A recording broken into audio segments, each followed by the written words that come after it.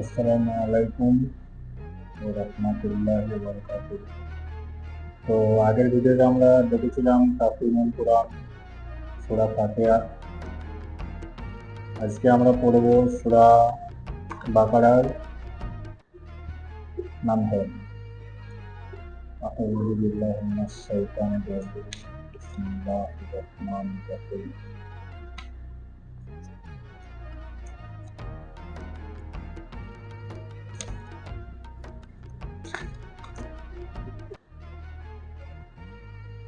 সূরা আল বাকারা। নামকরণ। বাকারা মানে গাভী।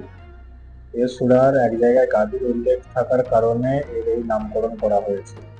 কুরআন মাজিদের প্রত্যেকটি সূরায় এত ব্যাপক বিষয়ের আলোচনা করা হয়েছে, যার ফলে বিষয়বস্তুর দিক দিয়ে তাদের জন্য কোনো পরিপূর্ণ ও সার্বিক অর্থবোধক শিরোনাম উদ্ভাবন করা সম্ভব নয়।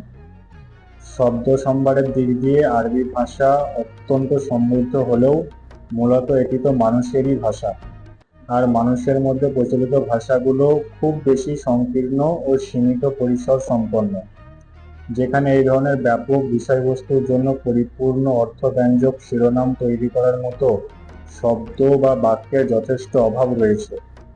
এজন্য নবী সাল্লাল্লাহু আলাইহি ওয়াসাল্লাম মহান আল্লাহর নির্দেশ অনুযায়ী কুরআনের অধিকাংশ সূরার জন্য শিরোনামের পরিবর্তে নিছক আলামত ভিত্তিক নাম রেখেছেন। এই সূরার নামকরণ আল বাকারাহ করার অর্থ এ নয় যে এখানে গাভী সম্পর্কে আলোচনা করা হয়েছে, বরং এর অর্থ কেবল এতটুকু যে এখানে গাভীর কথা বলা হয়েছে। অর্থাৎ সূরা বাকারার নাম করা, বাকারাহ শব্দের অর্থ হচ্ছে গাভী। অতএব এর নামকরণ বাকারাহ মানে গাভী রাখার অর্থ হচ্ছে যে এই নয় যে সূরা বাকারার মধ্যে গাভী নিয়ে আলোচনা করা হয়েছে, বরং এর মধ্যে অর্থবোধক কোনো নাম করার কারণে এখানে গাভীর কথা বলা হয়েছে বলে এখানে এই সূরা বাকারার নামকরণ করা হয়েছে। নাজিলের সময়কাল, অর্থাৎ এটি কোন সময় নাজিল হয়েছিল।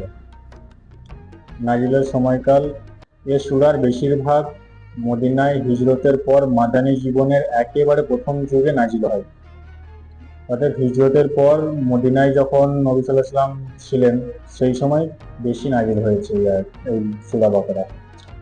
আর এর কম অংশ পরে নাজিল হয়। বিষয়বস্তুর মধ্যে সামঞ্জস্য ও সাদৃশ্যের কারণে এগুলোকে প্রথমোক্ত অংশের সাথে সংযুক্ত করা হয়েছে। এমনকি সুদ নিষিদ্ধকরণ সম্পর্কিত যে আয়াতগুলো নবী করিম সাল্লাল্লাহু আলাইহি ওয়াসাল্লামের জীবনের একেবারে শেষ পর্যায়ে নাজিল হয়, সেগুলোও এখানে সংযোজিত করা হয়েছে। যে আয়াতগুলো দিয়ে সূরাটি শেষ করা হয়েছে সেগুলো হিজরতের আগে মক্কায় নাজিল হয়, কিন্তু বিষয়বস্তুর সাথে সামঞ্জস্যের কারণে সেগুলোকেও এই সূরার সাথে সংযুক্ত করা হয়েছে। নাজিলের উপলক্ষ। এই সূরাটি কি উপলক্ষে নাজিল করা হয়েছে, নাজিলের উপলক্ষ এর আয়াতগুলোর বিষয়ে বুঝব। এই সূরাটি বুঝতে হলে প্রথমে এর ঐতিহাসিক পটভূমি ভালোভাবে বুঝে নিতে হবে। এক, হিজরতের আগে ইসলামের দাওয়াতের কাজ চলছিল কেবল মক্কায়। এ সময় পর্যন্ত সম্বোধন করা হচ্ছিল কেবলমাত্র আরবের মুশরিকদের। তাদের কাছে ইসলামের বাণী ছিল সম্পূর্ণ নতুন ও অপরিচিত। এখন হিজরতের পরে ইহুদিরা সামনে এসে গেল। তাদের জনবসতিগুলো ছিল মদিনার সাথে একেবারে লাগানো। তারা তাওহীদ, রিসালাত, ওহী, আখিরাত ও ফেরেশতার স্বীকৃতি দিত। আল্লাহর পক্ষ থেকে তাদের নবী মূসা আলাইহিস সালামের উপর যে শরিয়াতি বিধান নাজিল হয়েছিল তারও স্বীকৃতি দিত। নীতিগতভাবে তারাও সেই দিন ইসলামের অনুসারী ছিল, যার শিক্ষা হযরত মুহাম্মদ সাল্লাল্লাহু আলাইহি ওয়াসাল্লাম দিয়ে চলেছিলেন। কিন্তু বহু শতাব্দী কালের ক্রমাগত পতন ও অবনতির ফলে তারা আসল দিন থেকে অনেক দূরে সরে গিয়েছিল। তাদের আকীদা বিশ্বাসের মধ্যে বহু অনৈসলামী বিষয়ের অনুপ্রবেশ ঘটেছিল। তাওরাতে এর কোনো ভিত্তি ছিল না।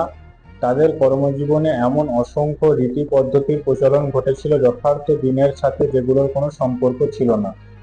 তাওরাতের মূল বিষয়বস্তুর সাথেও এগুলোর কোনো সামঞ্জস্য ছিল না। আল্লাহর কালাম তাওরাতের মধ্যে তারা মানুষের কথা মিশিয়ে দিয়েছিল। শাব্দিক বা অর্থগত দিক দিয়ে আল্লাহর কালাম যতটুকু পরিমাণ সংরক্ষিত ছিল তাকেও তারা নিজেদের মন গড়া ব্যাখ্যা বিশ্লেষণের মাধ্যমে বিকৃত করে দিয়েছিল। অর্থাৎ মুসা আলাইহিস সালামের উপর যে তাওরাত নাজিল হয়েছিল, সেই তাওরাতের মধ্যে ইহুদিরা নিজেদের মন গড়া কিছু জিনিস ঢুকিয়ে দিয়েছিল। দিনের যথার্থ প্রাণবস্তু তাদের মধ্য থেকে অন্তর্হিত হয়ে গিয়েছিল। লোক দেখানো ধার্মিকতার নিছক একটা নিষ্প্রাণ খোলসকে তারা বুকের সাথে আঁকড়ে ধরে রেখেছিল। তাদের উলামা, মাশায়েখ, জাতীয় নেতৃবৃন্দ ও জনগণ সবার আকীদা, বিশ্বাস এবং নৈতিক ও বাস্তব কর্মজীবন বিকৃত হয়ে গিয়েছিল। নিজেদের এই বিকৃতির প্রতি তাদের আসক্তি এমন পর্যায়ে পৌঁছে গিয়েছিল যার ফলে কোনো প্রকার সংস্কার সংশোধন গ্রহণের তারা বিরোধী হয়ে উঠেছিল। যখনই কোনো আল্লাহর বান্দা তাদেরকে আল্লাহর দ্বীনের সরল সোজা পথের সন্ধান দিতে আসতেন, তখনই তারা তাকে নিজেদের সবচেয়ে বড় দুশমন মনে করে সম্ভাব্য সকল উপায়ে তার সংশোধন প্রচেষ্টা ব্যর্থ করার জন্য উঠে পড়ে লাগত। শত শত বছর ধরে ক্রমাগতভাবে এই একই ধারার পুনরাবৃত্তি হয়ে চলছিল। এরা ছিল আসলে বিকৃত মুসলিম। দিনের মধ্যে বিকৃতি, দিন বহির্ভূত বিষয়গুলো, দিনের মধ্যে অনুপ্রবেশ, ছোটখাটো বিষয় নিয়ে বাড়াবাড়ি, দলাদলি, বেশি গুরুত্বপূর্ণ বিষয়কে বাদ দিয়ে কম গুরুত্বহীন বিষয় নিয়ে মাতামাতি, আল্লাহকে ভুলে যাওয়া ও পার্থিব লোভ লালসায় আকণ্ঠ নিমজ্জিত হয়ে যাওয়ার কারণে তারা পতনের শেষ প্রান্তে পৌঁছে গিয়েছিল। অর্থাৎ ইহুদিরা পতনের শেষ প্রান্তে পৌঁছে গিয়েছিল কেন? যেগুলো আজকে আমাদের মুসলমানদের মধ্যে দেখা যায়, যে কালচারটা ইহুদিদের মধ্যে আগে ছিল, সেটা কি? দিনের মধ্যে বিকৃতি, দিন বহির্ভূত বিষয়গুলো দিনের মধ্যে অনুপ্রবেশ। মানে দিনের মধ্যে বিকৃতি, মানে দিনের বাইরে, দিন ইসলামের মানে ধর্মের বাইরে যেসব বিষয়গুলো ছিল সেই সব বিষয়গুলোকে দিনের মধ্যে মানে ধর্মের মধ্যে নিয়ে আসা, অনুপ্রবেশ, ছোটখাটো বিষয় নিয়ে বাড়াবাড়ি, দলাদলি, বেশি গুরুত্বপূর্ণ বিষয়কে বাদ দিয়ে কম গুরুত্বহীন বিষয় নিয়ে মাতামাতি। অর্থাৎ এই বিষয়টা আজকে আমাদের মুসলমানদের মধ্যে দেখা যায়। ছোটখাটো বিষয় নিয়ে আমরা বাড়াবাড়ি করি, যেগুলো বাড়াবাড়ি করা একদমই প্রয়োজন নেই, যেগুলো দিনের মধ্যে খুবই সামান্যতম জিনিস, সেগুলো নিয়েও আমরা বাড়াবাড়ি করি, তর্কে লিপ্ত হই, বিতর্কে লিপ্ত হই।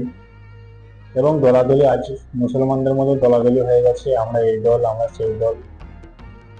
তো এই দলাদলি আজকে আমাদের মধ্যে হয়ে গেছে। বেশি গুরুত্বপূর্ণ বিষয়কে বাদ দিয়ে কম গুরুত্বহীন বিষয়কে নিয়ে মাতামাতি, আল্লাহকে ভুলে যাওয়া ও পার্থিব লোভ লালসায় আকণ্ঠ নিমজ্জিত হয়ে যাওয়ার কারণে তারা পতনের শেষ প্রান্তে পৌঁছে গিয়েছিল। এমনকি তারা নিজেদের আসল মুসলিম নামও ভুলে গিয়েছিল। হযরত ইব্রাহিম আলাইহিস সালাম যে আমাদের নাম মুসলিম রেখেছিল, তো সেই মুসলিম নামটাও তারা ভুলে গিয়েছিল। তারা এমনই পতনের মধ্যে চলে গিয়েছিল। নিছক ইহুদি নামের মধ্যেই তারা নিজেদেরকে বাঁচিয়ে রেখেছিল। আল্লাহর দ্বীনকে তারা কেবল ইসরাইল বংশজাতদের পিতৃসূত্রে প্রাপ্ত উত্তরাধিকারে পরিণত করেছিল।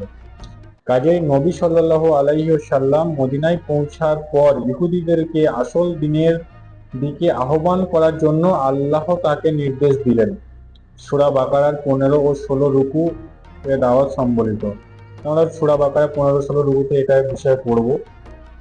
এ দুরুকুতে যেভাবে ইহুদিদের ইতিহাস এবং তাদের নৈতিক ও ধর্মীয় অবস্থার সমালোচনা করা হয়েছে এবং যেভাবে তাদের বিকৃত ধর্ম ও নৈতিকতার উল্লেখযোগ্য বৈশিষ্ট্যের মোকাবিলা যথার্থ দিনের মূল নীতিগুলো পাশাপাশি উপস্থাপন করা হয়েছে, তাতে আনুষ্ঠানিক ধার্মিকতার মোকাবিলায় যথার্থ ধার্মিকতা কাকে বলে, সত্য ধর্মের মূল নীতিগুলো কি এবং আল্লাহর দৃষ্টিতে কোন কোন জিনিস যথার্থ গুরুত্বের অধিকারী তা দিবালোকের মতো সুস্পষ্ট হয়ে উঠেছে।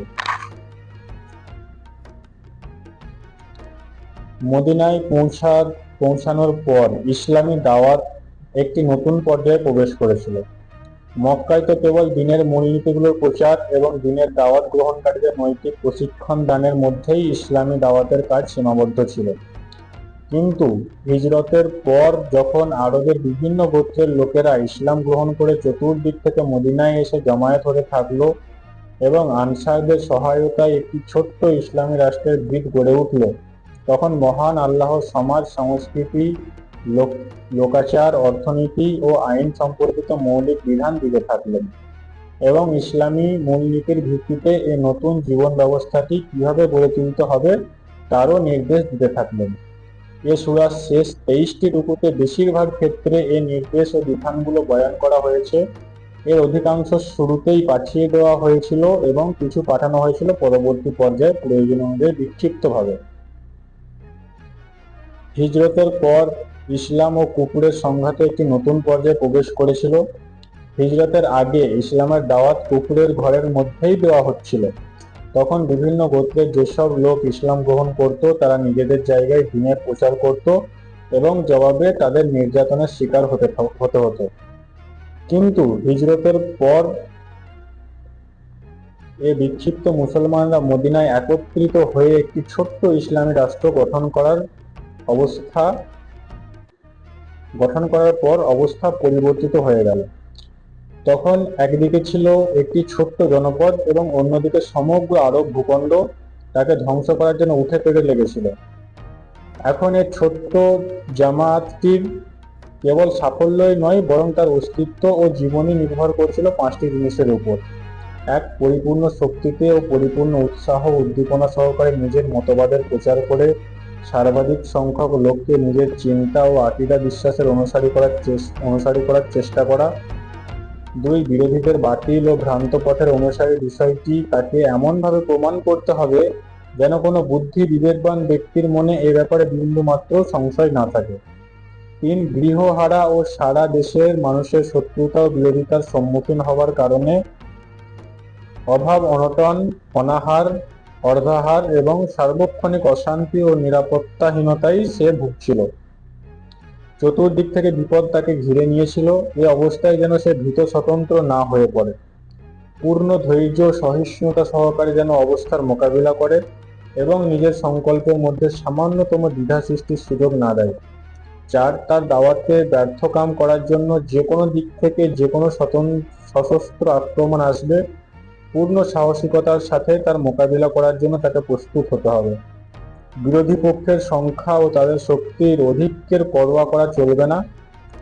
5, তার মধ্যে এমন সদৃঢ় হিম্মত সৃষ্টি করতে হবে যার ফলে আরবের লোকেরা ইসলাম যে নতুন ব্যবস্থা কায়েম করতে চায় তাকে আপোষে গ্রহণ করতে না চাইলে বল প্রয়োগে জাহিলিয়াতের বাতিল ব্যবস্থাকে মিটিয়ে দিতে সে একটু ইতস্তত করবে না। এ সূরায় আল্লাহ এই 5টি বিষয়ে প্রাথমিক নির্দেশনা দিয়েছেন। ইসলামী দাওয়াতের এ পর্যায়ে একটি নতুন গোষ্ঠীও আত্মপ্রকাশ শুরু করেছিল। এটি ছিল মুনাফিক গোষ্ঠী। নবী করিম সাল্লাল্লাহু আলাইহি সাল্লাম মক্কায় অবস্থানকালের শেষের দিকেই মুনাফিকির প্রাথমিক আলামতগুলো সুস্পষ্ট হতে শুরু করেছিল। তবুও সেখানে কেবল এমন ধরনের মুনাফিক পাওয়া যেত যারা ইসলামের সত্যতা স্বীকার করত এবং নিজেদের ঈমানের ঘোষণাও দিত, কিন্তু এ সত্যের খাতিরে নিজেদের স্বার্থ বিকিয়ে দিতে, নিজেদের পার্থিব সম্পর্ক ছেদ করতে এবং এ সত্য মতবাদটি গ্রহণ করার সাথে সাথেই যে সমস্ত বিপদ আপদ, যন্ত্রণা, লাঞ্ছনা ও নিপীড়ন নির্যাতন নেমে আসতে থাকত তা মাথা পেতে নিতে তারা প্রস্তুত ছিল না। মদিনায় আসার পর এ ধরনের মুনাফিকদের ছাড়াও আরো কয়েক ধরনের মুনাফিক ইসলামী দলে দেখা যেতে লাগলো। মুনাফিকদের একটি গোষ্ঠী ছিল ইসলামকে চূড়ান্তভাবে অস্বীকারী। তারা নিছক ফিতনা সৃষ্টি করার জন্য মুসলমানদের দলে প্রবেশ করত। মুনাফিকদের দ্বিতীয় গোষ্ঠীটির অবস্থা ছিল এই যে, চতুর্দিক থেকে মুসলিম কর্তৃত্ব ও প্রশাসন দ্বারা পরিবেষ্টিত হয়ে যাওয়ার কারণে তারা নিজেদের স্বার্থ সংরক্ষণের উদ্দেশ্যে একদিকে নিজেদেরকে মুসলমানদের অন্তর্ভুক্ত করত এবং অন্যদিকে ইসলাম বিরোধীদের সাথেও সম্পর্ক রাখত। এভাবে তারা উভয় দিকের লাভের হিস্সা ঝুলিতে রাখত এবং উভয় দিকের বিপদের ঝাপটা থেকেও সংরক্ষিত থাকত। তৃতীয় গোষ্ঠীতে এমন ধরনের মুনাফিকদের সমাবেশ ঘটেছিল যারা সংরক্ষিত থাকত। তৃতীয় গোষ্ঠীতে এমন ধরনের মুনাফিকদের সমাবেশ ঘটেছিল যারা ছিল ইসলাম ও জাহিলিয়াতের মধ্যে দ্বিধা দ্বন্দ্বে দোদুল্যমান। ইসলামের সত্যতার ব্যাপারে তারা পূর্ণ নিশ্চিন্ত ছিল না, কিন্তু যেহেতু তাদের গোত্রের বা বংশের বেশিরভাগ লোক মুসলমান হয়ে গিয়েছিল তাই তারাও মুসলমান হয়ে গিয়েছিল। মুনাফিকদের চতুর্থ গোষ্ঠীতে এমন সব লোকের সমাবেশ ঘটেছিল যারা ইসলামকে সত্য বলে স্বীকার করে নিয়েছিল, কিন্তু জাহিলিয়াতের আচার আচরণ, কুসংস্কার ও বিশ্বাসগুলো ত্যাগ করতে নৈতিক বাধ্যবাধকতা শৃঙ্খল গলায় পড়ে নিতে এবং দায়িত্ব ও কর্তব্যের বোঝা বহন করতে তাদের মন চাইতো না। সূরা বাকারাহ নাজিলের সময় সবেমাত্র এসব বিভিন্ন ধরনের মুনাফিক গোষ্ঠীর আত্মপ্রকাশ শুরু হয়েছিল। তাই মহান আল্লাহ এখানে তাদের প্রতি সংক্ষিপ্ত ইঙ্গিত করেছেন মাত্র।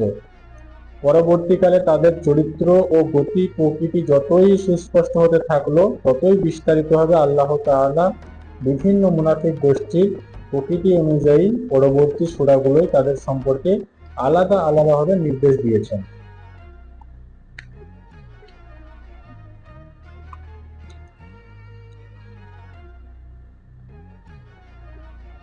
ইনশাআল্লাহ কাল থেকে আমরা সূরা বাকারার আয়াতগুলো পড়তে শুরু করব এবং তার ব্যাখ্যা, তার ডিটেলস আমরা পরবর্তী ভিডিওতে জানতে পারবো ইনশাআল্লাহ।